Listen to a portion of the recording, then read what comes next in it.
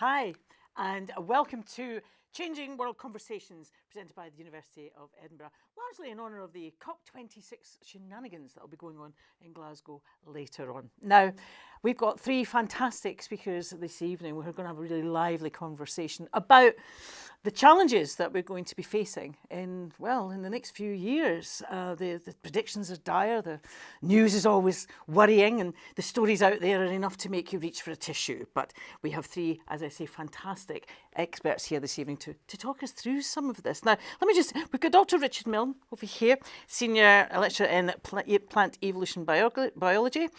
Professor Elizabeth Bomberg, you're from Environmental Politics. That's really fascinating. And Professor Ken Rice, Professor of Computational Astrophysics. Now, they're going to be presenting some really interesting ideas, having a bit of a great chat. But if you're watching us on YouTube, there's a chat box function. Now, please feel free to ask questions. And when you do ask questions in that chat box function, it's going to turn up in my incredibly clever iPad here. And I will be able to put those questions to our fantastic speakers this evening. Now, as I said, there's a lot of talk about climate change. There's a lot of talk about the challenges we face. There's also an awful lot of misinformation, or as we like to call it, lies. Myths, fantasy. Let's take a look at some of them. Let's take a look at some of that myth and lie and storytelling, really, if you like. And let's start with you, Richard. There are some strange stories and strange myths out there. Okay, so the most basic myths basically is that it's not happening, or if the weather happens to be hot that day, oh well, it's happening, but it's not our fault.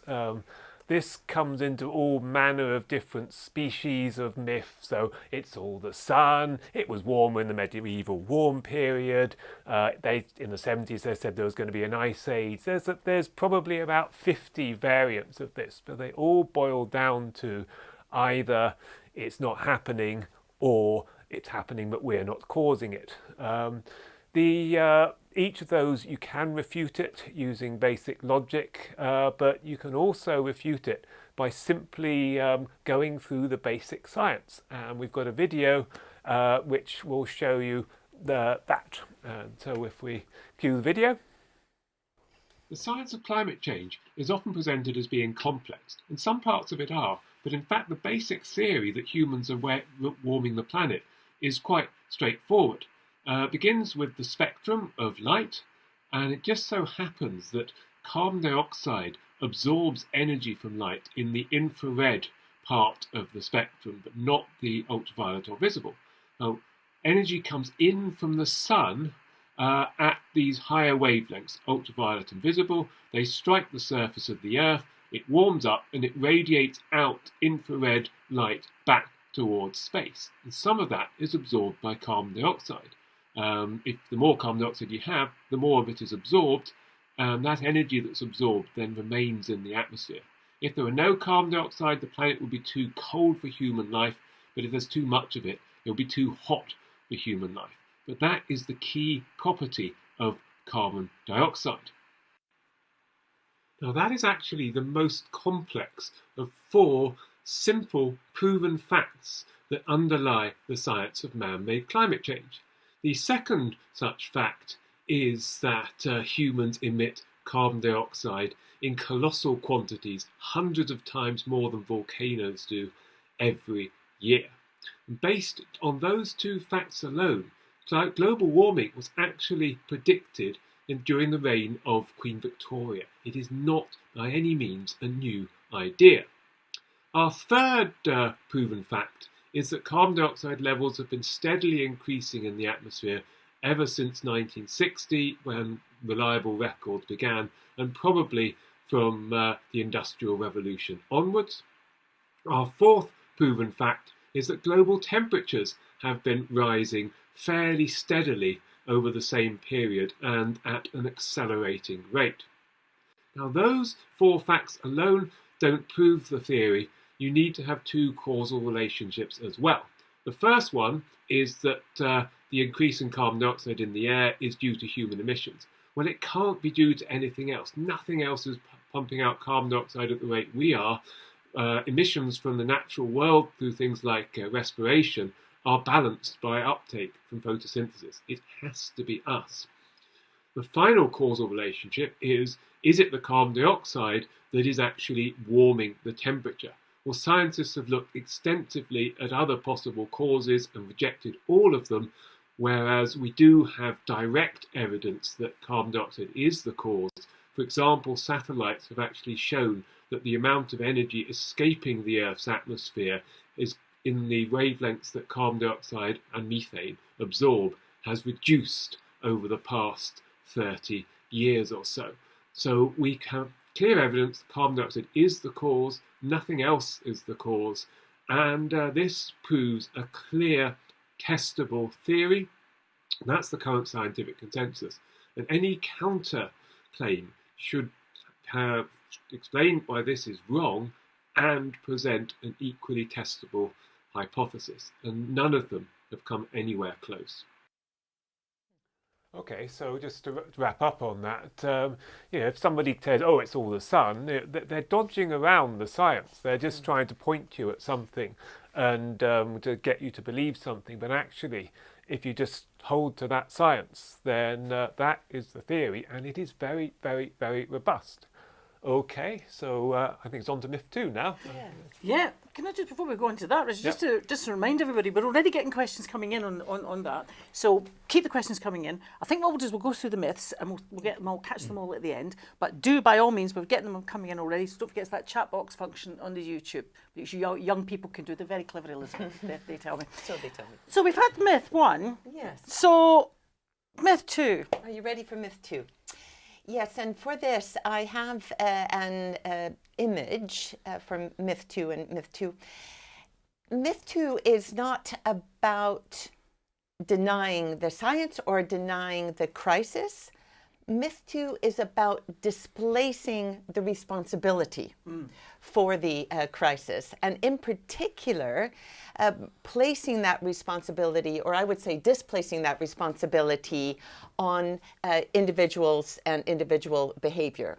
We hear this from many governments. We certainly hear it from fossil fuel firms, and the idea is that individuals, all of us, we're responsible, primarily responsible for climate change, and so that we should be the ones to solve this problem. And the example here from the image would be if there on the left. You can see that BP, fossil firm BP, has provided for you, its customers and for citizens, their own carbon footprint calculator, not that they use to count their emissions, but that you as an individual can use to count your emissions or maybe your travel emissions. And this is a way for you, according to the website, for you to use individual responsibility to lessen carbon emissions. Okay, just me. You as an individual. So Susan, I want to make one thing really clear. We as individuals do have a responsibility, absolutely, and especially we here in the high consumption global north countries. We should all be thinking about the energy we use, waste and what we do with it, how we shop, how we get around. We all have a role to play, but individuals alone did not cause this problem, and individuals alone will not solve this problem. We need a collective, and crucially, we need governance. We need governments to take the lead and to provide the incentives for individuals to take that action and for certain firms to take action or stop action. The problem with this narrative, you see, is that it allows the real polluters, the big polluters, to shirk responsibility. And it also misses something really important, that climate change is not just a result of individual behavior. Climate change is the result of some structural factors, namely the very carbon-based nature of our economies, and the idea that we are locked into carbon-based use for our energy systems, and also that governments are still subsidizing those same fossil fossil fuel companies to the tune of billions of dollars. So what this means is for you as an individual. Yeah, me. Yeah, you, a lady on the bus. Lady, okay. Thank you. If you might have heard that the UK government has come out with a zero carbon strategy, okay, and it's about heat pumps, okay, so we'll move away from your gas boilers to heat pumps. That's a great idea. But if you mandate that or introduce that, that's not going to work for someone who's living on the edge of poverty, right? Or if you are mandating and encouraging people to cycle or to recycle, but the facilities are not there. Right. Or if you're saying we'll have these polluting industries, but we'll move them away from where citizens might complain about them. All these moves, they are displacing the responsibility. And what we need is a government to take a proactive role and to lead that way to a transition that is a just transition that takes on board, say, that person who can't afford the new heat pump. So that takes on board the inequalities and seeks to address them. And that, by the way, just for the questions, these are precisely some of the issues that will be front and central at a global level at COP26. It's about the inequities between the global north and the global south. It's about how do we fix carbon finance. It's about the claim of climate justice. And we're happy in the Q&A to take that further. Oh, excellent, because I find it really difficult these days to do anything without feeling incredibly guilty about it's because basically I myself am killing the planet. It's because that's what I'm being told all the time. Exactly. So please, if you do have a question about that, please do get into that chat box, get that question in, because we'll find out how we can deal with that, what the answers to that are after we've heard the third myth. Yes. Can I continue to hog the floor with the third, and then we'll move to our scientists, because the third is linked. But your question about guilt, guilt is not the key motivator for climate action that we need. Guilt is not going to work its wonders. Okay, the third, not so much a myth, but maybe a misconception, I think, and the core of what we want to discuss with you tonight is that, yes, climate change is occurring. Yes, we're responsible. Yes, I'm feeling very guilty about it. And in fact, it is so far gone that we are all doomed. It's too late to do anything about it. You might call this, and some writers like Michael Mann calls this, a kind of doomerism, okay? So doomerism is very problematic in terms of solving the climate crisis. It's problematic because we know from social psychology research in terms of what makes people change, what mobilizes people, not in the short term. Anxiety and doomerism might motivate people in the short term, but in the long term, doomerism says, well, there's nothing I can do anyway, so I'm not going to do anything at all. It leads to that same inaction that those climate denialists were trying in the first place. And it's especially worrying because we're seeing this doomerism and anxiety manifest, especially amongst the youth. The youngsters. There was a survey out last month, huge cross-national, that shows nearly 2/3 of youngsters, young folk, are either very or extremely worried about the climate and cross with governments for not doing enough. So the young people have enough to worry about. So we don't need to give in this much. So we need ways to get over this doomerism. But before we do that, we want to show you why it's not too late and why the doomerism is unfounded. And I'm going to turn to my scientific computational astrophysicist. Who else do you ask? Well, to show us that. Always in the disaster movie, it's always the astrophysicist that you wheel out, don't you? Mm-hmm. So yes, I guess we have a short video that we were going to show that will go through this. A key point is that without some way to artificially remove carbon dioxide from the atmosphere and store it, climate change is probably irreversible on human timescales. The changes that have been induced will persist for many generations. Also, while carbon dioxide continues to be emitted into the atmosphere, global warming will continue and the climate will continue to change. However, this also means that the overall level of global warming depends largely on the total amount of carbon dioxide that is emitted, and that stopping global warming requires getting carbon dioxide emissions to zero. And that is what is illustrated by this figure from the latest IPCC report, which shows warming in degrees Celsius on the y-axis and cumulative CO2 emissions since 1850, or total amount of carbon dioxide emitted since 1850 on the x-axis.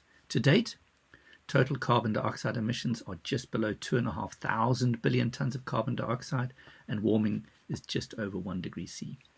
As carbon dioxide continues to be emitted into the atmosphere, we expect global warming to continue and to depend largely on the total amount of carbon dioxide that is emitted. To have a good chance of meeting some of our targets, such as the Paris goal of keeping warming to well below 2 degrees C, would require getting carbon dioxide emissions to zero before having emitted about 3,500 billion tons of carbon dioxide. That's about 1,000 billion tons more than has been emitted to date.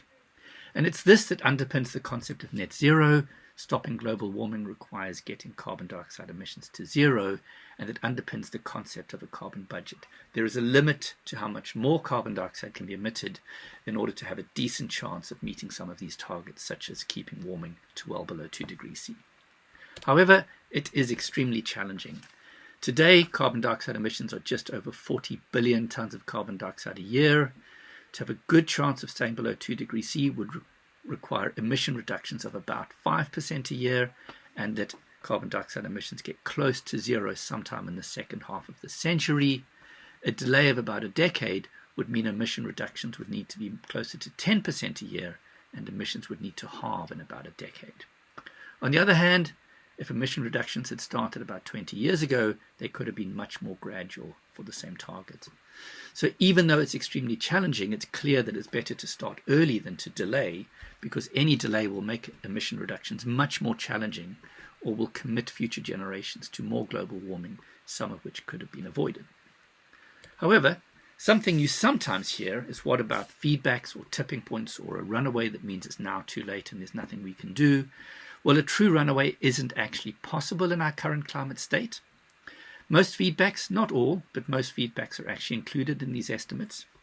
It's true that there are some components of the climate system that could tip into a new state, and that these changes could be irreversible, and that some of these could be triggered even if warming is kept to well below 2 degrees C. It's extremely disappointing that it looks as though it's going to be very difficult to save tropical coral reefs.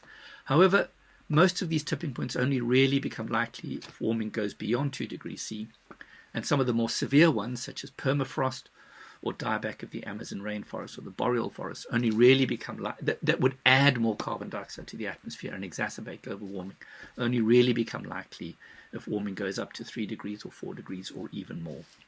So even though these tipping points are a risk and we should be aware of them, if total emissions can be limited so that warming is kept to well below 2 degrees C, the risk of triggering these tipping points would be substantially reduced.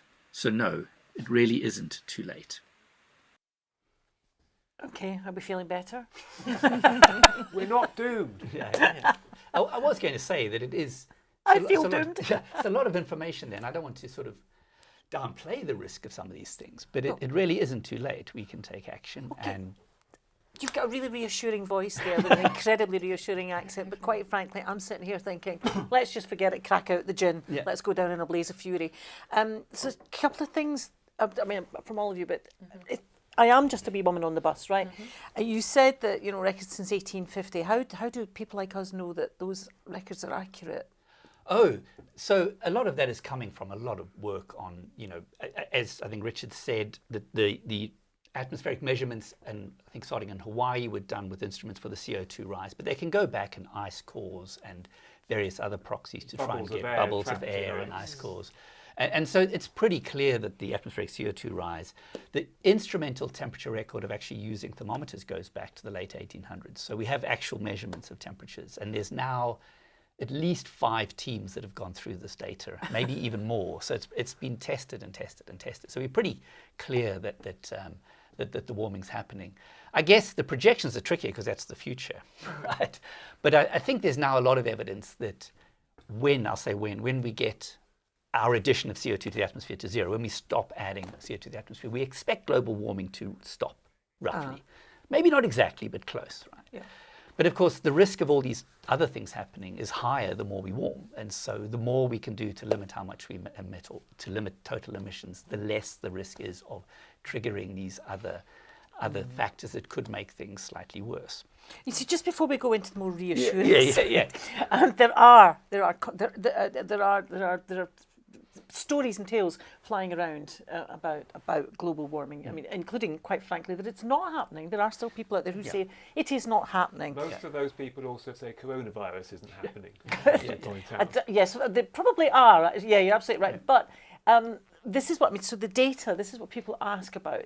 Is how do you know that this is true? But so these dates. This data goes back far enough for us to know that something is going wrong. Right.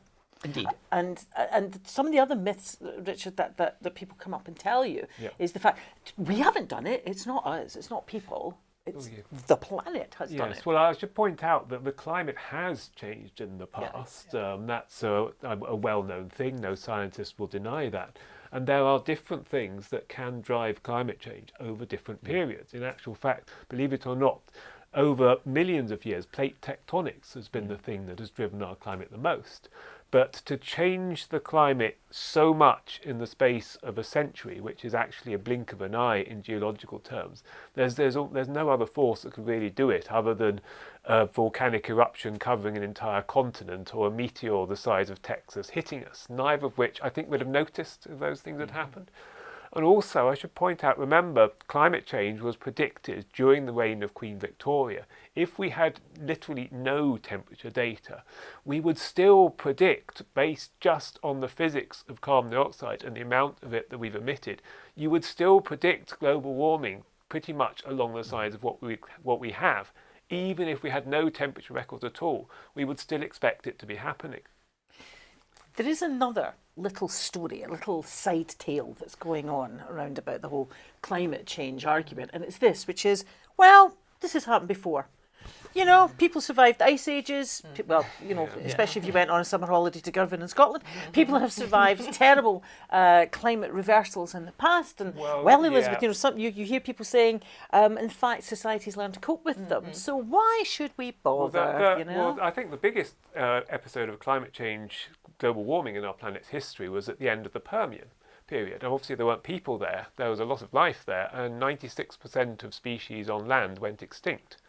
That is quite a lot. That is quite a lot. Yes. But isn't that the case though, Elizabeth? People are turning around and saying, like, you know, we'll be fine. We'll be okay. Our economies will adapt. And what you're saying is that that's not going to happen. Yeah. And when that becomes particularly apparent is when you match that to something else I was saying about the injustice of climate change and its impact. So you are probably going to hear that line. I don't think you would hear it today from that many people anymore in the broad percent-wise. However, you are more likely to hear that from someone who is in a privileged position in the global north who have the resources to adapt. You are not going to hear it from someone who is living in the Marshall Islands. You are not going to hear it from someone who's living through drought after drought in sub-Sahara Africa. And so this really highlights such, to me, and such an important point about climate change. It's affecting everyone, but not equally. And of course, as the viewers probably know, those that are most adversely affected right now are precisely those who had the least to do with the causes in the first place. So we're basically not going to be setting up a skiing school in Sahara. No. Right.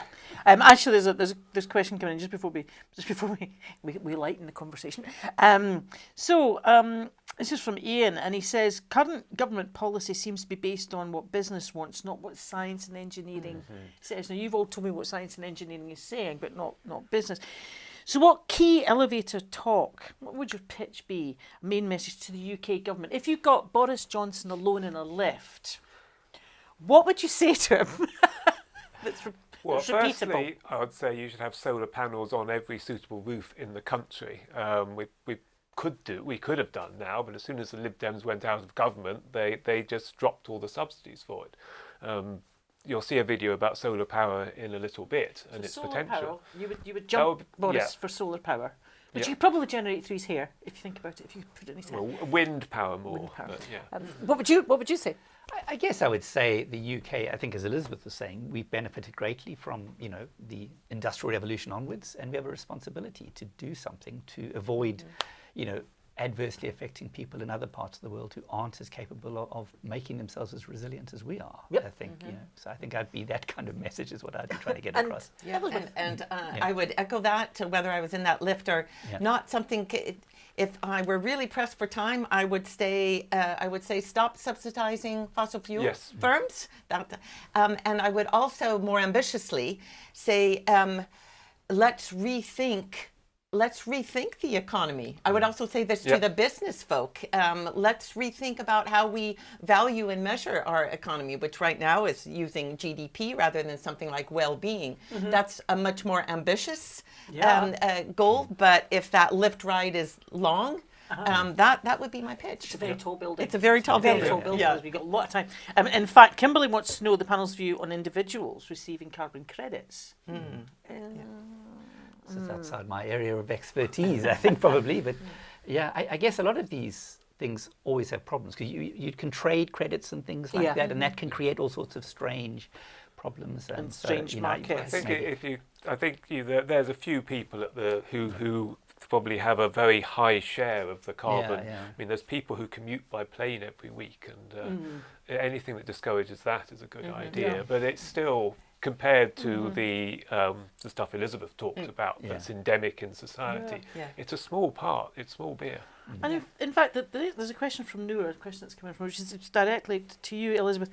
Some might argue that being preoccupied with individual action placates people enough so that they don't dissent against large polluters. I mean, how would you respond? And it is that thing about, I'm saving the planet because I don't use plastic straws anymore. But that's not really going to save the polar bears. Absolutely, absolutely. To me, this is one of the dangers of too heavy a focus on individual action, including something like carbon credits. To me, it's not that, I know I said this again, I just want to repeat it. It's not that individuals shouldn't take action. I am firmly of the belief that we should all take action, and I'm out there mobilizing people to do that.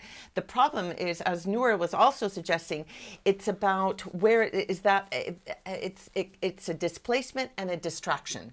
If you're doing that and then, you've given up the straws, that's you sorted, so you don't have to worry about what the government is or is not doing. You don't have to worry about whether these fossil fuel firms are continuing to be subsidized and also continuing to dig out fossil fuels, which we shouldn't burn, because what you're focusing on is, I've got my nice little app here of how I've how many trees I've saved today. So that's what I mean by the displacement.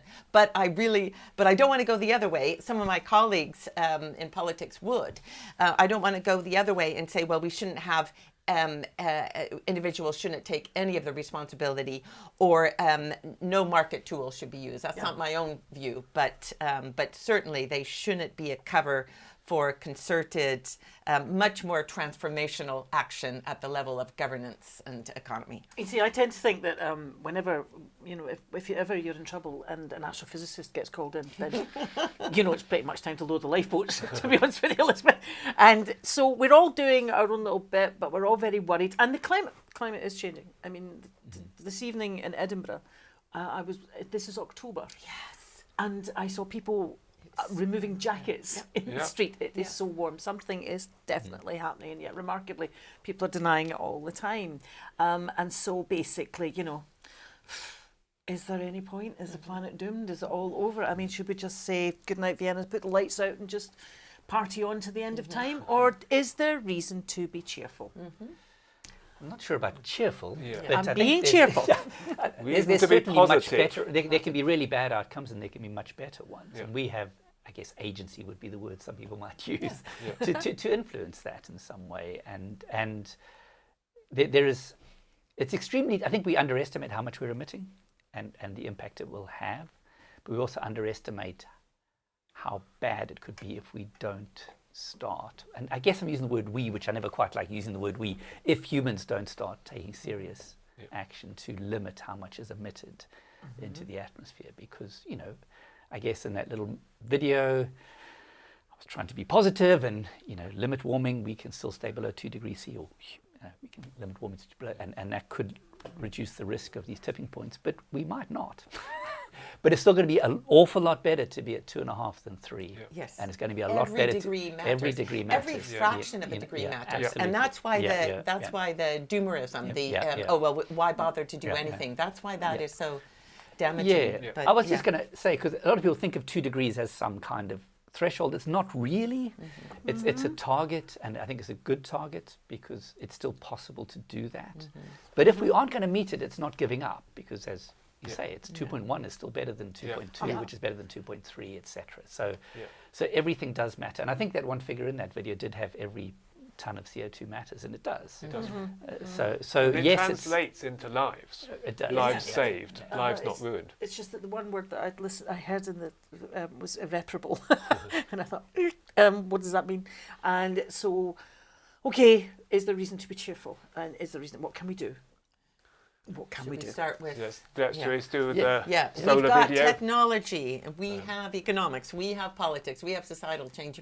Should we start with the technology? Why don't we? Okay. Yes. I'd like to explain why solar will be key to future human energy use.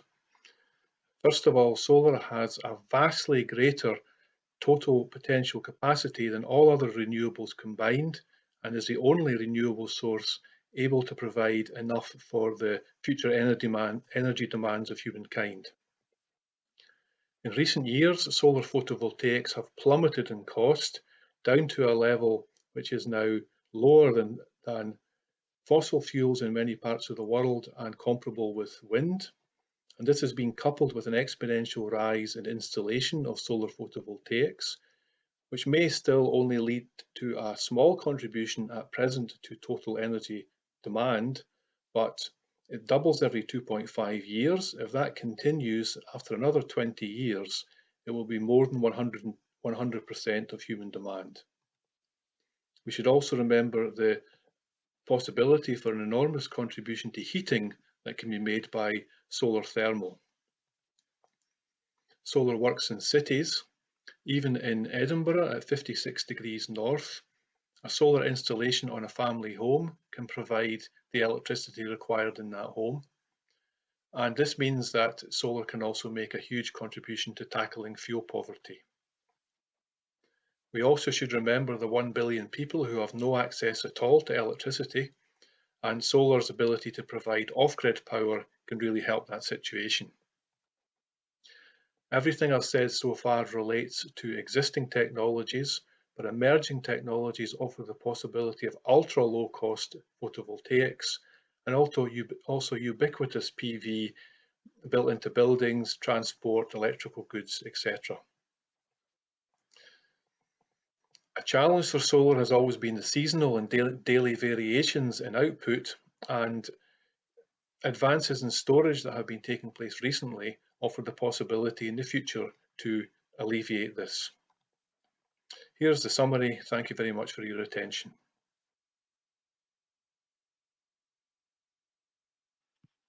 There are 3 possible ways to take carbon dioxide out of the atmosphere.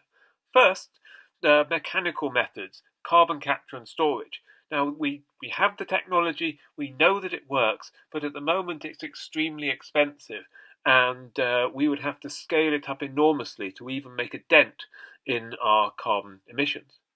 Secondly, there's the oceans. Now, the oceans have been steadily absorbing carbon dioxide that we've been emitting, close to a third of it. A lot of it simply reacts with the water molecules forming carbonic acid, and unfortunately making the oceans progressively more acid, which is a problem in itself.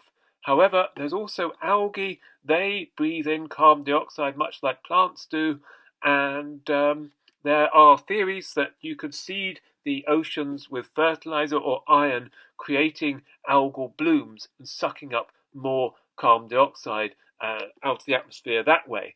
But it's untested, and we're really not sure if it would work. Our third and perhaps most promising way of taking carbon out of the atmosphere is to use plants and ecosystems on land.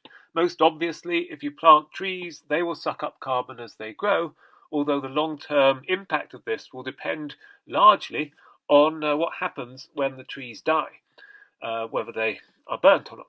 But, in fact, as well as growing themselves, they also grow the soil beneath them, and that soil sucks up carbon dioxide as well.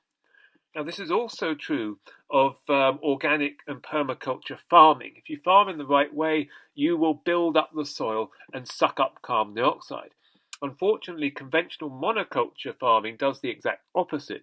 It erodes the soil, emitting huge quantities of carbon dioxide. And also, if we keep going as we are, there's the possibility we'll run out of soil on a lot of land by the end of the century. In China, a mass government planting program has regreened an enormous area of semi-desert in the northwest of the country, sucking up huge amounts of carbon dioxide into soil and plants. However, in the west, what happens on a farm is very much up to the farmer. And we can't just wade in there and tell farmers they have to build up the soil. They have their own concerns that because it's their land. So what we might need is incentives to do it, which also benefit the farmer. For example, protecting them from extreme weather, about which they're becoming more concerned as the climate warms. Is there a more sustainable way of farming? Well, conventional monoculture farms, as well as depleting the soil, they require a lot of polluting inputs that contribute to climate change, but they do produce an awful lot of food for us. Compare that to a system like a rainforest, perfectly natural, requires no human inputs, but also gives us comparatively little. If you were to combine the best aspects of those two systems, useful species and human design from a farm, with a functional ecosystem that needs minimal maintenance from a rainforest, well, you'd have permaculture, comes from permanent agriculture, and that's where the farmer seeks to create a man-made ecosystem full of food plants that supplies human needs. Now, if we could cover the world in permaculture farms, we would be able to lock up an awful lot of carbon and also reduce the emissions that farming currently produces. Permaculture is restorative, it builds up soils, it doesn't produce pollution, it's very resilient to extreme weather because of all the different plants together, and it produces varied outputs. However, there are challenges. It's not easily scaled up to large scale, and it doesn't mass produce single crops like wheat, and there's a lot of cultural resistance to it. It's not easily commercialized, so it's not a straightforward thing. We can also rewild areas, allow trees to grow back where there used to be trees. That'll lock up carbon too. All these things will help. The more we do them, the more they'll help, but they're not going to solve the problem on their own. Nice video, Richard. Oh, thank you. Yeah. His graphics. Brilliant. Love the tornado. Phenomenal. Or is it a hurricane technically? I don't know. It's a tornado. It's a twister. It's a twister. Definitely a twister. So all of a sudden things are looking a bit more cheerful. Yeah. Yeah. And again, I mean, a lot of it's about the politics. Elizabeth talked briefly about persuading Boris Johnson to do total societal change, and the same applies if we could change the entire society of farming. We could make a massive difference. There's other ways that emissions come from farming, fertilizer production, pesticides, all the petrol driving around and stuff. Theoretically, we could get rid of all that, but it would require a massive, massive change in the way we do everything. And you see, that's the word there, right there, Richard, that most people, because, you know, as I said, I use the term shenanigans to describe COP26 because to me and lots of people who are just, once again, sitting on buses, we spend a lot of time on buses, Elizabeth. This is all happening outside the windows of the bus. It's massive. It's too big for us even to grasp. And just to come to you, Elizabeth, I mean, you're talking about massive societal change, and do you really see us just on the streets demanding that? I see the real possibility of massive societal change. If you think about where we are now in terms of recognizing climate, in terms of renewable energies, where we were even kind of 5 to 10 years ago. That's a massive change. We didn't. It's not expected. It wasn't expected. But you raise a really an important point. I mean, I'm so excited about COP26, right.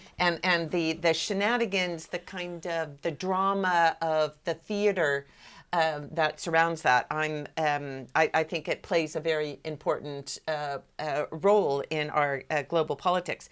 But to me, actually, the venue of substantive, sustainable change is actually not at the global level. It is at the local level.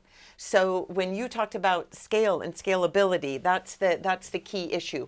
Why do people, when people want to get motivated to address an environmental problem, a climate problem, it's not usually, they're not like me, it's not necessarily because they're looking, oh, look what's going on at COP26.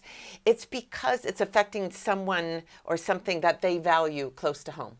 Right. It could be their families and their own values. What they feel is threatened is their countryside, is their health, is their sense of justice threatened. So that tends to be, and we know this from social science research as well, the individual is motivated most effectively when they're operating through their values and working collectively. Mm-hmm. So you need the individual, but the individual alone isn't going to bring that change. It has to be at a community or a larger level that is endorsed, supported, and enabled by government policies as well. It's not just government policies, though. It's technologies. It is technologies. I think there's a lot to be said in here. I want to add one thing before I go over to Ken and the others, is that Richard mentioned this, the technological, not solutions, but responses. They have a really important role. The problem is when they too start to distract us. So what you might often hear is, oh yeah, this is a problem, but thank goodness we've got these scientists working, we've got these great geoengineers, so we're going to solve this through technology. We don't have to change our economy. We don't have to change our political system. We don't have to even worry about changing our lifestyle because we have a technological fix to it. So that is the danger or the shortcoming to me of these technological responses. They're not solutions in them. Because we always think the scientists are going to step in with And white coats and say... The wrong way to think. The numbers for carbon capture, it's a tiny proportion at the moment. You know, if we can cut our emissions by a factor of 10, then potentially we could take out that last 10% by carbon capture. But we'd still need a huge amount of carbon capture out there. Well, I mean, I guess one of the key things is this idea of net zero, right? So the science tells us that if we can get to a point where we're no longer adding carbon dioxide to the atmosphere, then global warming, we think, will roughly stabilize, right? And one way to do that, obviously, is just stop emitting. Nice physics solution, right? Yes, but of course, there you go. I love these scientists. Stop doing it. But it's very challenging, and there are some sectors that are difficult to decarbonize. So you think of other things you can do that could maybe balance some emissions. So you get to net zero, some positive, some negative net zero. But I think one of the problems is people start saying, well, tell you what, let's not stop emitting. Let's use these other technologies. Right. So rather than actually doing something to bring emissions down, you say, technology will solve this in the future or something. Or you rely on something, you say, I promise we're going to spend money on this, and they don't, or it doesn't work. Or everyone's trying to use the same bit of land, for example, right? You know, we can't all grow trees on the same land to suck the carbon dioxide. So we do have to be very careful of letting people put forward plans that sound brilliant, they're going to solve the problem, but actually... They don't. The easiest solution is to get emissions to come down, you know, or rather we should prioritize reducing actual emissions and not be relying on technological solutions that we haven't Because, yet. as you said, every tonne counts. Yeah, absolutely. Which yeah, I yeah, think yeah, is a yeah, great yeah, slogan. yeah, I'm going to yeah. get it on a t-shirt. Every tonne counts, but then people might think it was a weight loss thing. yeah. But don't forget, by the way, if you've got questions, get in the chat box, get onto the YouTube, do get your questions in. We'd love to hear them, and they get forwarded to me on my fancy iPad here. But it seems to me there's a lot of confusion as well. People don't really fully understand.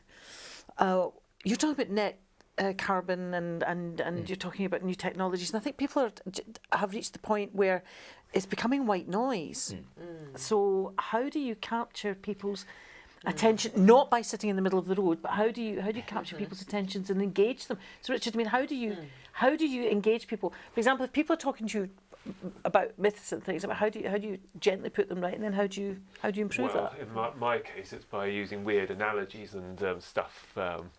But it's and cartoons, yes. But it depends. I mean, it depends where the person is coming from, really. Especially people have their own things that they care about. There may be some people who, well, I'm not particularly bothered if the world's a lot hotter in the next 50 years. But you know, if the world keeps warming, all the Bangladesh is going to flood and all the refugees are going to come here. Oh my God, we've got to do something about it.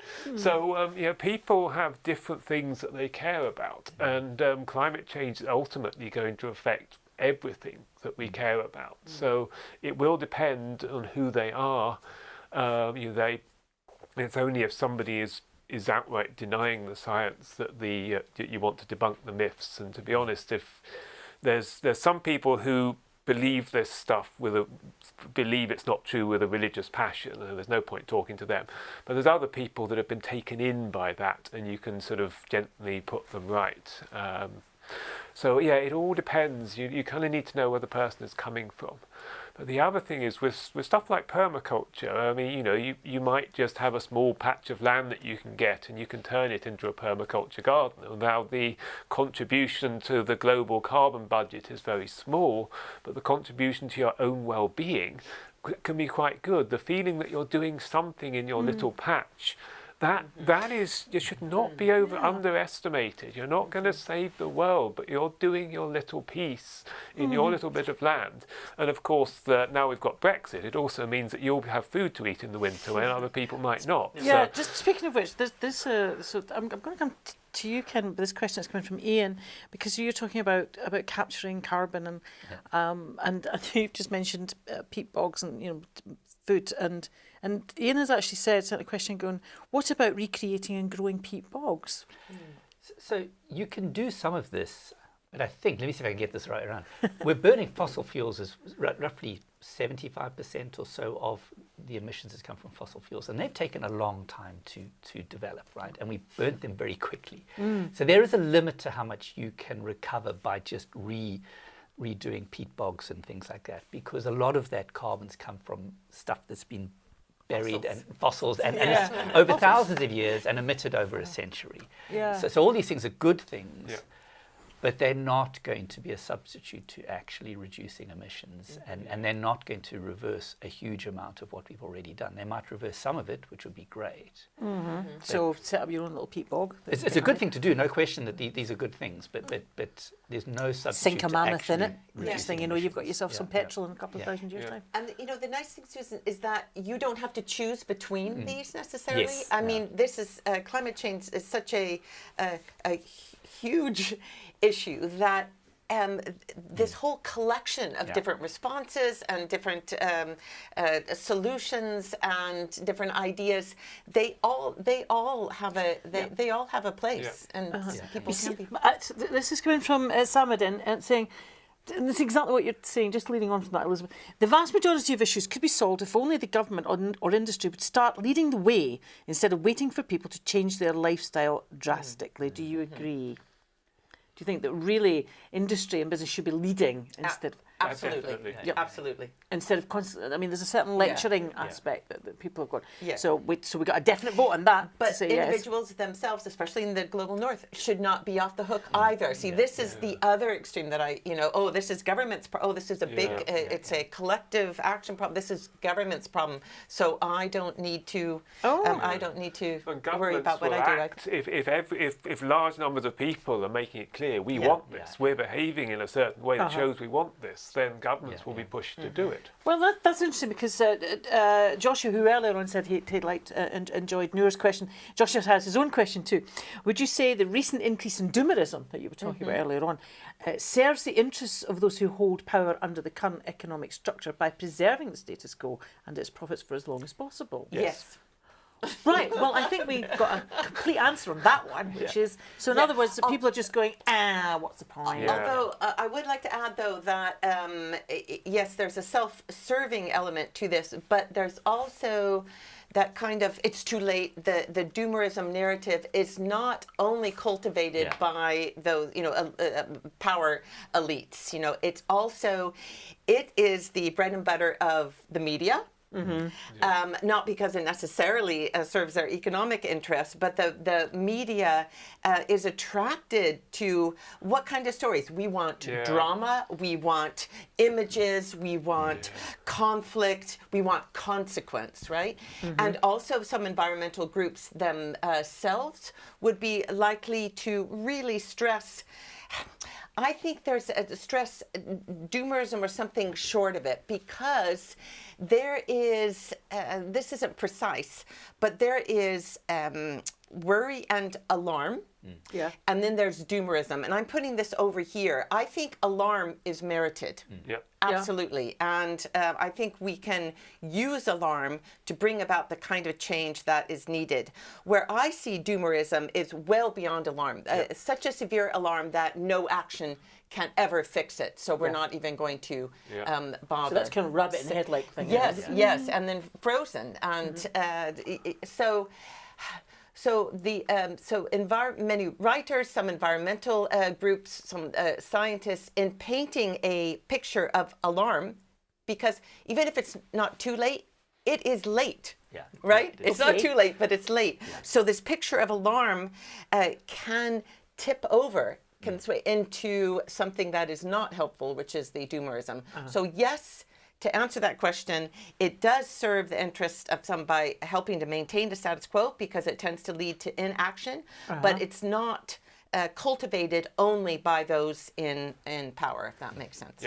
Okay, that was a fantastic answer, but I've got what you've said. It kind of leads on from this. It brings all of you in, because as from Joshua, much of this conversation is assuming that it's simply getting universal political and public spheres on board. But there are hugely powerful actors who are interested in the status quo and whose interests are directly threatened by the solutions to climate change. Now, how do you overcome their opposition? Because they are very powerful actors. They tend to be few actors, where we are many. But increasingly, people seem to be. The image that you had, rabbits and headlights. It's happening. There's nothing we can do about it. How do we overcome the opposition of the big, powerful people? I mean, honestly, Ken, you've got scary graphs. I do, but I'm a physicist. I don't always understand how to do these things. I think there are some changes, right? I think there are many fewer people who are outright denying it. They're still playing games. They're still too busy denying COVID at the moment. And again, as I said, like the net zero plans, they sound great, but not all of them are going to work, and they're very convenient to write great plans that may not work, because it sounds like you're doing something, but you don't have to change anything. So in some sense, I can see change. I don't know how you do it faster. Maybe that's Elizabeth's. Elizabeth and Richard, can we do it fast enough? I mean, you deal in hundreds of years. You've got a couple of dozen. Right, so come on, guys, crack on. So how do you get the big guys to change their minds? Yes, well, I think you probably need leaders that are really serious about the long-term impact, rather than getting a nice headline the next day, which we don't have at the moment. So you definitely need better people in charge. Yes, I mean, some people have concluded that the only way to get change is to lie in the motorway, and whether you think that's a good idea or not, you can kind of understand the frustration of them. Actually, there's a question here from Ian. how do we encourage new green businesses to emerge and grow into countrywide suppliers, such as highly insulated glass-foamed wallboards from Glass Skillet 010015W/M? I do apologise if I didn't get that quite right. Well, you subsidise them. I mean, for the coalition, there was a lot of things wrong with the coalition, but they got solar going in this country. The sort of the business nous of the sensible end of the Tories, plus the green credentials of the Lib Dems, they did really, really well. If the Lib Dems hadn't gone out of government, we would see solar much better than it is now. So, but the short answer is subsidy. You take subsidies away from the polluting industries and you put them in the green industries. It's actually very simple. It's just the politicians aren't doing it.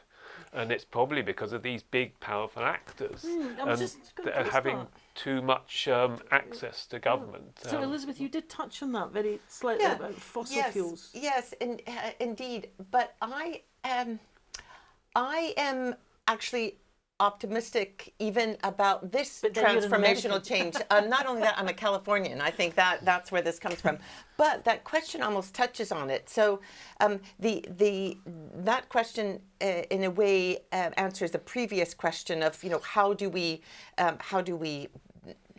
overcome the power of embedded interests, and that's, by the way, this is the political science question that's gone on for hundreds of years. And the answer is we do it on, it's a bad analogy, but we do it on all cylinders, if I can use that combustion engine analogy. So one way we do it is through government support for different kinds of industries, but also a lot of that is happening already. When you look at the divestment movement, one of the reasons it's been so getting a large firms and banks and universities to divest from fossil fuels, one of the reasons they've been successful is because they are enthusiastic and energetic and sharp, generally young folk.